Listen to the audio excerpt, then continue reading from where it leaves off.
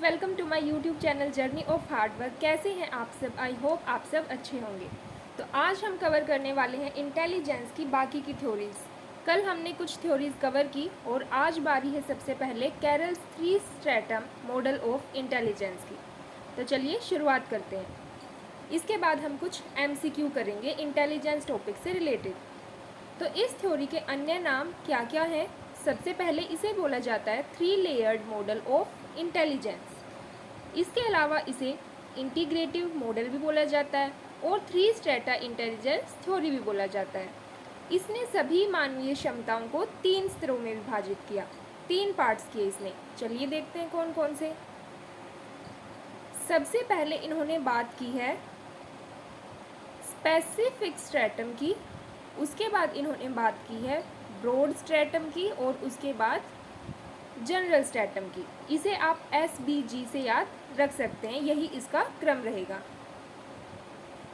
अगर आगे चलें तो इन्होंने सबसे पहले जनरल इंटेलिजेंस को लिया और ये किस में आएगा? ये आपका आएगा जनरल स्ट्रेटम में। उसके बाद इसके पार्ट्स किए गए जिसे ब्रॉड स्ट्रेटम में माना जाता है। अब वो पार्ट्स कौन कौन से थे आपके? GF, जिसका अर्थ है यहाँ पर फ्लूइड इंटेलिजेंस, F से फ्लूइड इंटेलिजेंस। उसके बाद है GC, C से क्या है आपका? Crystallized intelligence. GY, general memory and learning. GV, broad visual perception. उसके बाद है आपका GU, ब्रॉड ऑडिटरी परसेप्शन। और GR, broad retrieval ability. GS, broad cognitive speediness. और लास्ट है आपका GT, प्रोसेसिंग स्पीड। तो ये इन्होंने इसके पार्ट्स किए। इन्होंने नैरो एबिलिटीज़ जो बताई हैं वो बताई हैं टोटल 69 नैरो एबिलिटीज़। तो ये थी कैरल्स की छोटी सी थ्योरी। उसके बाद चलते हैं अगली थ्योरी पर जो कि है 2 लेवल थ्योरी ऑफ इंटेलिजेंस, और ये दी है आर्थर जैनसन ने। इस थ्योरी के भी अन्य नाम जान लेते हैं। सबसे पहले इसे बोला जाता है हायरार्किकल मॉडल ऑफ इंटेलिजेंस। इसके अलावा इसे बोला जाता है जैनसन्स 2 लेवल थ्योरी ऑफ इंटेलिजेंस और जैनसन्स थ्योरी ऑफ मेंटल फंक्शनिंग। तो ये इस थ्योरी के कुछ अन्य नाम थे। अब चूंकि थ्योरी का नाम ही है 2 लेवल थ्योरी, तो अब वो 2 लेवल कौन से हैं उसके बारे में जानते हैं।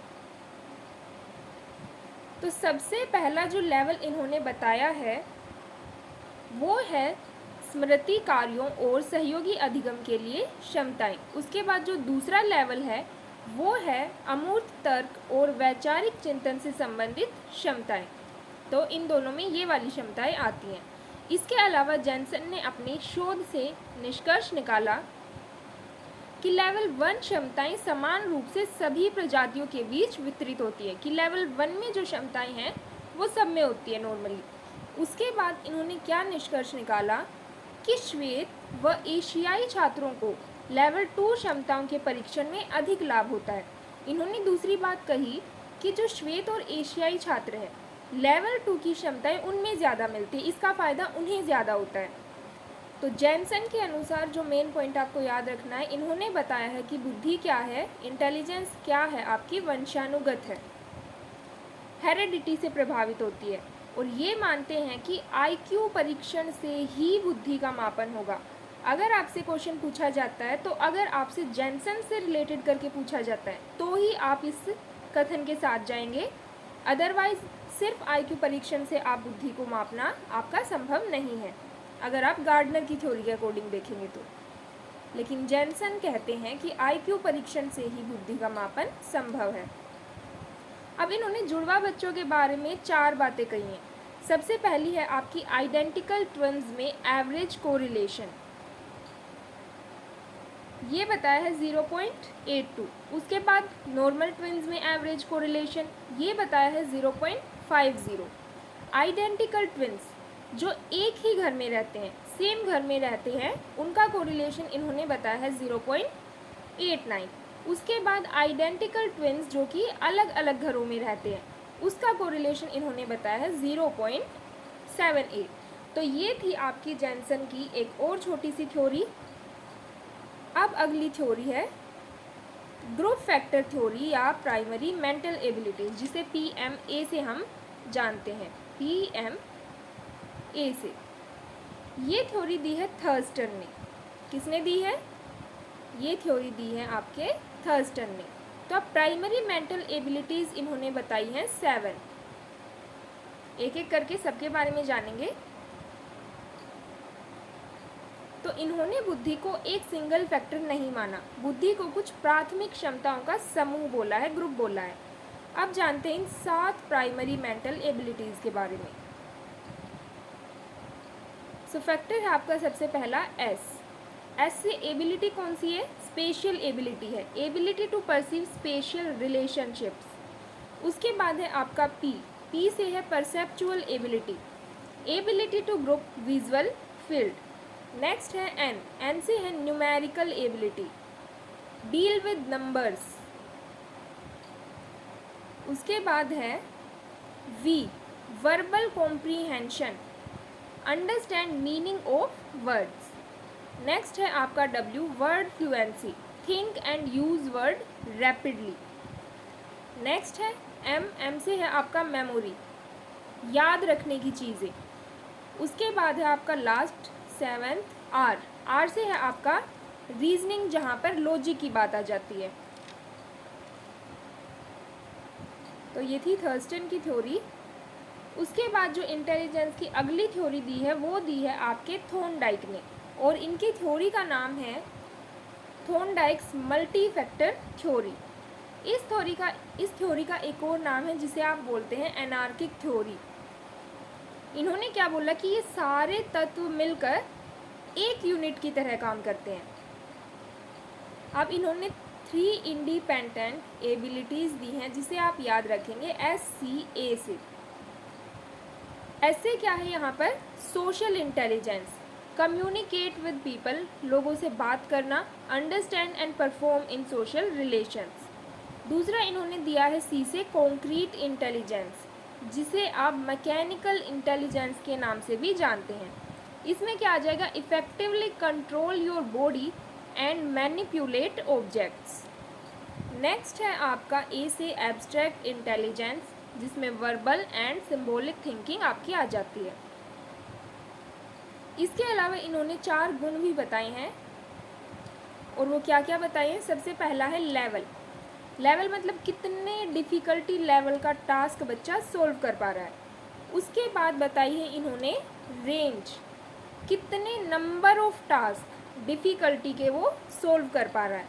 उसके बाद इन्होंने बोला है एरिया क्या है? कितनी सिचुएशंस हर लेवल पर वो डील कर पा रहा है।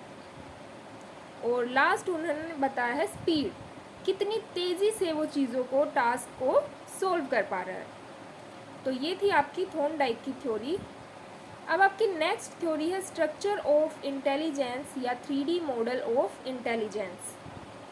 ये दिया है JP गिलफर्ड ने। Total number of elements in theory आपसे पूछे जा सकते हैं, जो कि वर्तमान में है 180। गिलफर्ड ने कन्वर्जेंट और डाइवर्जेंट थिंकिंग की भी बात की है। कन्वर्जेंट और डाइवर्जेंट क्या होता है कि एक पॉइंट से अलग अलग पॉइंट्स की तरफ आप जा रहे हैं, लेकिन कन्वर्जेंट में क्या होगा? सिकुड़ना, अलग अलग पॉइंट्स से आकर जब एक ही आपका आंसर आता है। नेक्स्ट है आपका CPO, आपको याद रखना है इस थ्योरी में। C से है आपका कंटेंट, P से है प्रोडक्ट और O से है ऑपरेशंस। कंटेंट में 5 एलिमेंट्स आते हैं, फिर प्रोडक्ट में 6 एलिमेंट्स आते हैं और ऑपरेशंस में 6 एलिमेंट्स आते हैं। तो ये आपका 180 इसमें एलिमेंट्स टोटल हो जाते हैं। लेकिन जो पुरानी थ्योरी थी उसमें अगर एलिमेंट्स पूछे तो वो थे आपके 150। अब कंटेंट में क्या आता है, प्रोडक्ट में क्या आता है और ऑपरेशंस में क्या आता है? तो कंटेंट में आती हैं फिगरल, सिंबॉलिक, सिमेंटिक और बिहेवियरल थिंग्स। फिर प्रोडक्ट में क्या आ जाएगा? आपका units, classes, relations, systems, transformations और इम्प्लीकेशंस। उसके बाद ऑपरेशंस में क्या क्या आएगा आपका, evaluation, convergent production, divergent production, memory and cognition. अगर आपसे इसका सीक्वेंस पूछा जाता है तो वो आपको OCP से ही याद रखना। O से सबसे पहले आएगा आपका ऑपरेशंस, देन आएगा आपका कंटेंट और उसके बाद लास्ट में आता है आपका प्रोडक्ट। तो ये सीक्वेंस आपको ध्यान में रखना है।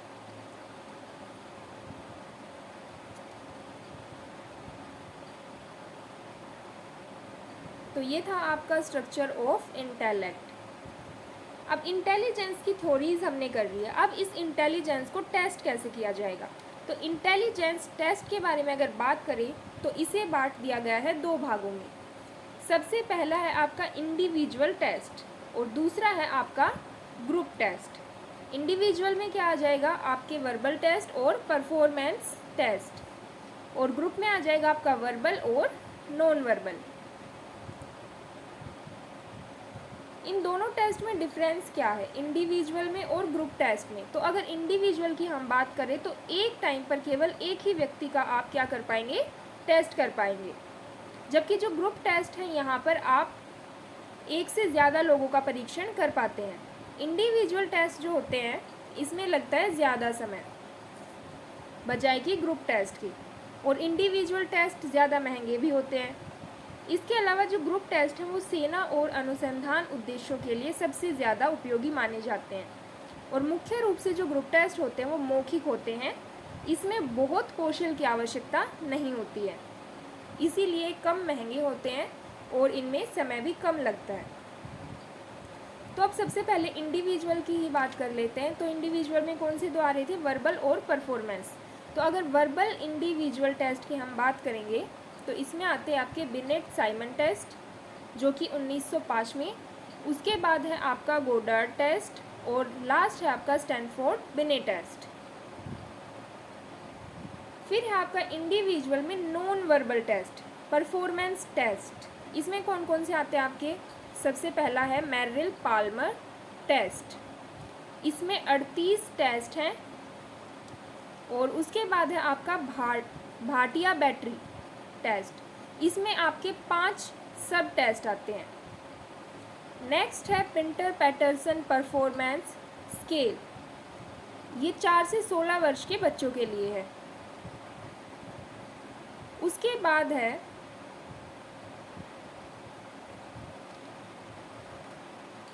मिनेसोटा प्री स्कूल स्केल, और इसके अलावा good enough drawing a man test, और लास्ट है आपका पोर्चुअस मेज टेस्ट।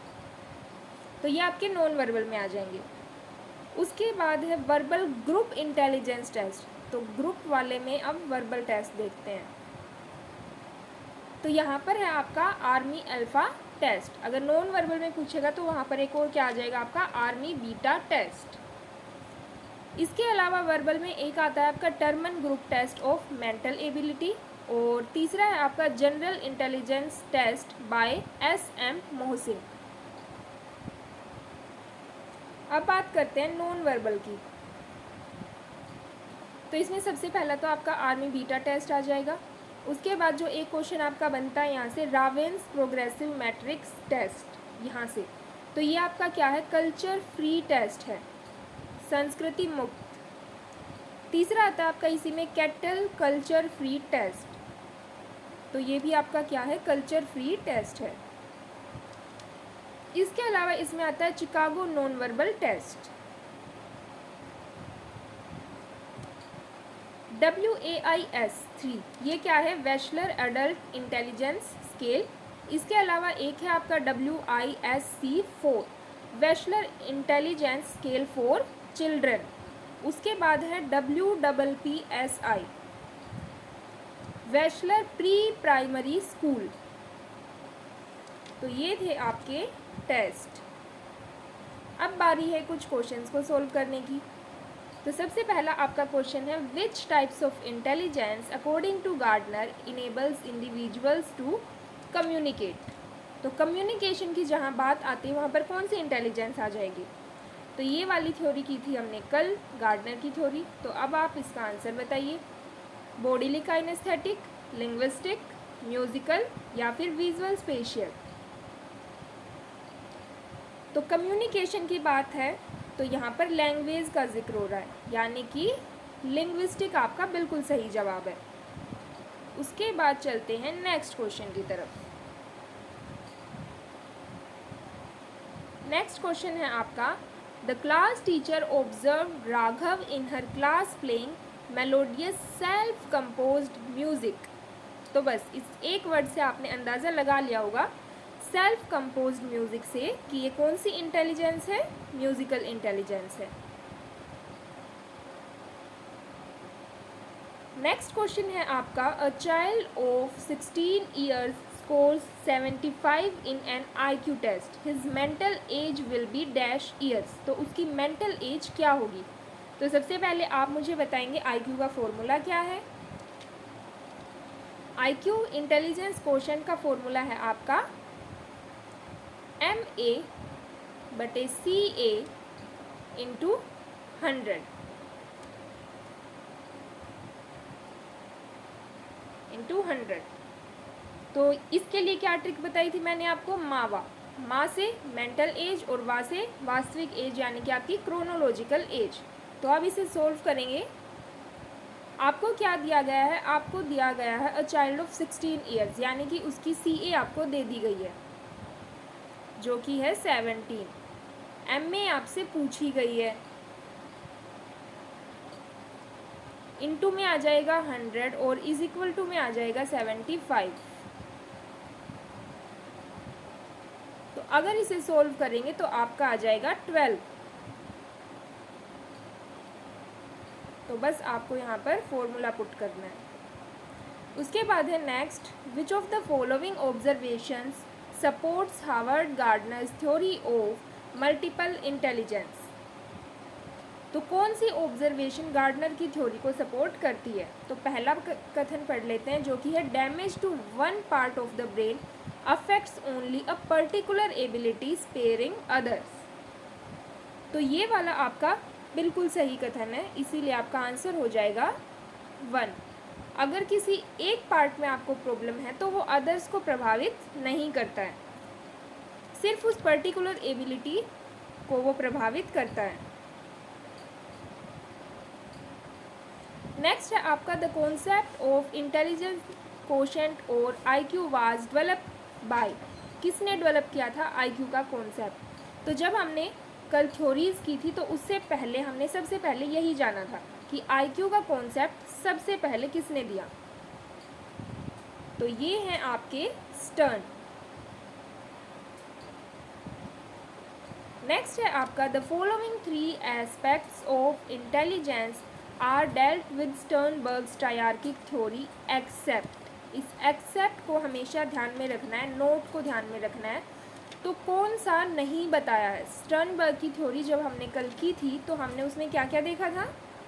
3 चीज़ें देखी थी। उसमें आपका कॉम्पोनेंशियल भी आया, आपका एक्सपीरियंशियल भी आया, आपका कॉन्टेक्चुअल भी आया, लेकिन सोशल का कहीं पर भी जिक्र वहाँ पर उस थ्योरी में नहीं था।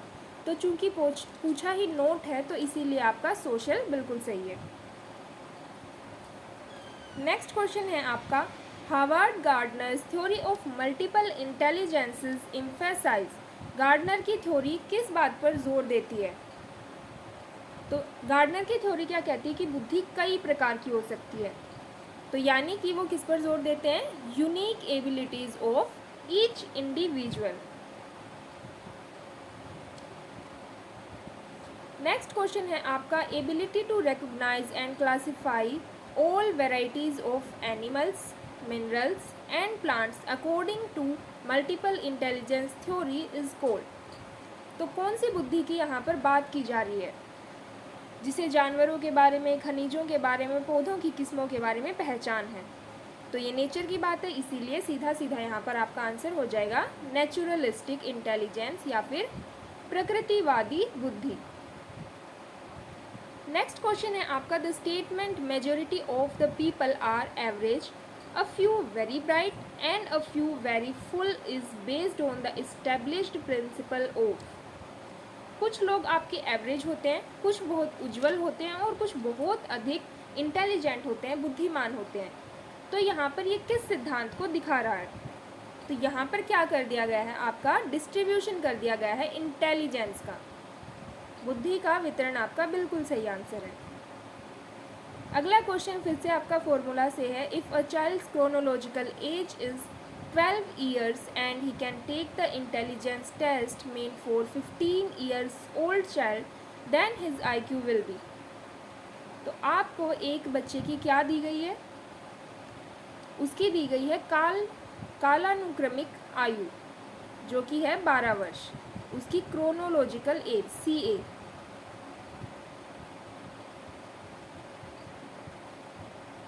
और उसकी मेंटल एज कितनी दी गई है 15 ईयर्स। तो इनटू में कर देंगे 100 और जब इसे सॉल्व करेंगे तो आपका आंसर आ जाएगा 125। नेक्स्ट क्वेश्चन है आपका, the concept of mental as was introduced for the first time in. मानसिक आयु की अवधारणा किसने पहली बार पेश की? तो वो दी थी आपकी बिनेट साइमन स्केल, और ये 1908 में हुआ था। 1905 में आपका पहला मेंटल एज का पहला इंटेलिजेंस टेस्ट दिया था बिनेट ने और उनके सहयोगी ने साइमन ने। नेक्स्ट क्वेश्चन है आपका, a teacher makes use of a variety of task to cater to the different learning styles of her learners, she is influenced by. किससे इन्फ्लुएंस्ड है वो? तो वो है आपकी गार्डनर के बहुबुद्धि सिद्धांत से, यानी कि गार्डनर्स मल्टीपल इंटेलिजेंस थ्योरी से। नेक्स्ट क्वेश्चन है आपका, logical mathematical intelligence is associated with. ये बुद्धि कौन सी थ्योरी में आती है? 2 फैक्टर थ्योरी में आती है, ग्रुप फैक्टर थ्योरी में आती है, हायरार्किकल थ्योरी में आती है, या मल्टीपल इंटेलिजेंस थ्योरी में आती है? तो डी यहाँ पर बिल्कुल सही जवाब है, क्योंकि इन्होंने 8 प्रकार की बुद्धि बताई है। नेक्स्ट क्वेश्चन है आपका, IQ scores are generally dash correlated with academic performances। IQ score आमतौर पर एकेडमिक प्रदर्शन के साथ सह संबंधित होते हैं। कैसे? परफेक्टली पूरी तरीके से, हाईली अत्यधिक तरीके से, मॉडरेटली यानी मीडियम रूप से, और लिस्ट। तो यहाँ पर सेकंड ऑप्शन बिल्कुल सही है, एकेडमिक प्रदर्शन के साथ IQ को हाईली रूप से जोड़ा जाता है, अत्यधिक रूप से जोड़ा जाता है। तो ये थे आपके कुछ क्वेश्चंस और थ्योरीज। तो कल मिलेंगे हम नए टॉपिक के साथ, क्रिएटिविटी के साथ या फिर पर्सनैलिटी टॉपिक के साथ। तब तक के लिए स्वस्थ रहिए, खुश रहिए और मस्त रहिए, और चैनल को सब्सक्राइब करना बिल्कुल मत भूलिए। तो क्लिक करते हुए जाएं सब्सक्राइब बटन पर। मिलते हैं नेक्स्ट वीडियो में। Thank you.